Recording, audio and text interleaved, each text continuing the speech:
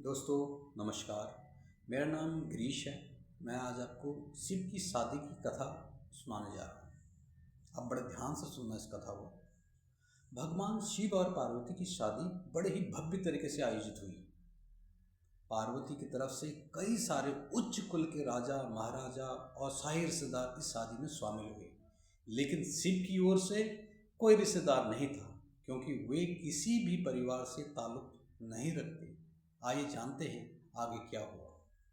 भगवान शिव की शादी में आए हर तरह के प्राणी। जब शिव और पार्वती का विवाह होने वाला था तो एक बड़ी सुंदर घटना हुई। उनकी शादी बहुत ही भव्य पैमाने पर हो रही थी। इससे पहले ऐसी शादी कभी नहीं हुई। शिव दुनिया के सबसे तेजस्वी प्राणी थे। एक दूसरे प्राणी को और जीवन का हिस्सा बनने वाले थे।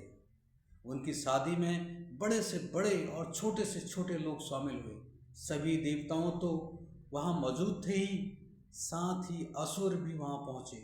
आमतौर पर जहाँ देवता जाते थे वहाँ असुर जाने से मना कर देते थे, और जहाँ असुर जाते थे वहाँ देवता नहीं जाते थे। उनकी आपस में बिल्कुल नहीं बनती थी। मगर यहाँ तो शिव का विवाह था, इसलिए उन्होंने अपने सारे झगड़े भुलाकर एक बार एक साथ आने का मन बनाया। शिव पशुपति हैं, मतलब सभी जीवों के देवता भी हैं। तो सारे जानवर, कीड़े मकोड़े और सारे जीव उनके शादी में उपस्थित हुए। यहाँ तक कि भूत पिशाच और विक्षिपित लोग भी उनके विवाह में मेहमान बनकर पहुँचे। यह एक शाही शादी थी। एक राजकुमारी की शादी हो रही थी, इसलिए विवाह समारोह से पहले एक अहम समारोह होने वाला था। वर वधू दोनों की वंशावली घोषित की जानी थी। एक राजा के लिए उसकी वंशावली सबसे अहम चीज होती है, जो उनके जीवन का गौरव होता है। तो पार्वती की वंशावली का बखान खूब धूमधाम से किया गया। यह कुछ देर तक चलता रहा। आखिरकार जब उन्होंने अपने वंश के गौरव का बखान खत्म किया तो वे और मुड़े जिधर वर शिव बैठे हुए थे। सभी अतिथि इंतजार करने लगे कि वर की ओर से कोई उठकर शिव के वंश के बारे में बताएगा, मगर किसी ने एक शब्द भी नहीं कहा। वधू का परिवार ताजुब करने लगा। क्या उनके खानदान में कोई ऐसा नहीं है जो खड़े होकर उनके वंश की महानता को बारे में बता सके? मगर बकाया कोई नहीं बता पाया। वर के पिता, माता पिता, रिश्तेदार या परिवार से कोई वहाँ नहीं आया था, क्योंकि उनके परिवार में कोई था ही नहीं। वह सिर्फ अपने साथियों गणों के साथ आए थे, जो विकृत जीवों की तरह दिखते थे। वे इंसानी भाषा तक नहीं बोल पाते थे। अजीब वो बेसुरी आवाज़ें निकाल रहे थे। वे सभी नशे में चूर थे और विचित्र अवस्थाओं में लग रहे थे। फिर पार्वती के पिता पर्वतराज ने शिव से अनुरोध किया, कृपया अपने वंश के बारे में कुछ बताइए। शिव कहीं शून्य में देखते हुए चुपचाप बैठे रहे। वह न तो दुल्हन की ओर देख रहे थे, न शादी की ओर लेकर उनके उत्साह उनके मन में था। यह बस अपने गणों से घिरे हुए बैठे थे और शून्य में घूरते रहे। वधु पक्ष के लोग बार बार उनसे सवाल पूछते रहे, क्योंकि कोई भी अपनी बेटी की शादी ऐसे आदमी से नहीं करना चाहेगा जिसके वंश का अता पता ना हो। उन्हें जल्दी थी, क्योंकि शादी के लिए शुभ मुहूर्त तेजी से निकला जा रहा था। मगर शिव मौन रहे।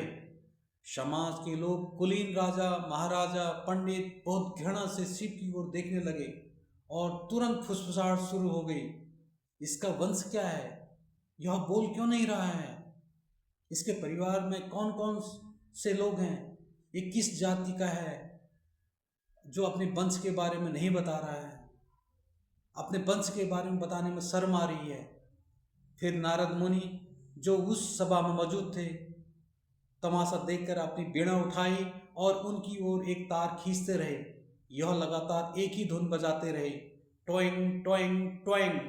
इससे खींचकर पार्वती के पिता पर्वतराज अपने आपा खो बैठे।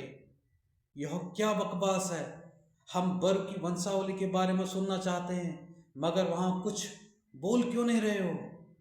क्या मैं अपनी बेटी की शादी ऐसे आदमी से कर दूं और आप अपने खिंचाने वाले शोर कर रहे हो? क्या यह कोई जवाब है? नारद ने जवाब दिया, वर के पिता नहीं हैं।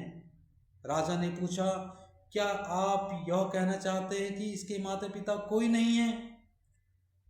नहीं, इनके माता पिता नहीं हैं, इनका कोई विरासत नहीं है, इनका कोई गोत्र नहीं है, इनके पास कुछ नहीं है, इनके आसपास खुद के अलावा कुछ नहीं है। पूरी सभा चकरा गई। पर्वतराज ने कहा, हम ऐसे लोगों को जानते हैं जो अपने पिता या माता के बारे में नहीं जानते हैं। ऐसी दुर्भाग्यपूर्ण स्थिति हो सकती है, मगर हर किसी न किसी से जन्मा ही होगा। ऐसा कैसे हो सकता है कि किसी की कोई पिता या माँ न हो? नारद ने जवाब दिया, क्योंकि यह स्वयं भू हैं, इन्होंने खुद की रचना की है। इनके न तो पिता हैं न माता हैं, इनका न कोई वंश है न परिवार। यह किसी परंपरा से ताल्लुक नहीं रखते हैं और न ही इनके पास कोई राज्य है, न ही इनके पास कोई गोत्र है, न ही कोई नक्षत्र है, न कोई भाग्यशाला तारा इनकी रक्षा करता है। यह इन सब चीज़ों से परे हैं। यह एक योगी हैं और इन्होंने सारे अस्तित्व को अपना एक हिस्सा बना लिया है। इनके लिए सिर्फ एक वंश है, ध्वनि। आदि शून्य प्रकृति ने जब अस्तित्व में आई तो अस्तित्व में आने वाली पहली चीज थी ध्वनि। इनकी पहली अभिव्यक्ति एक ध्वनि के रूप में है। ये सबसे पहले एक ध्वनि के रूप में प्रकट हुए, उसके पहले ये कुछ नहीं थे। यही वजह है कि मैं यह तार खींच रहा हूँ।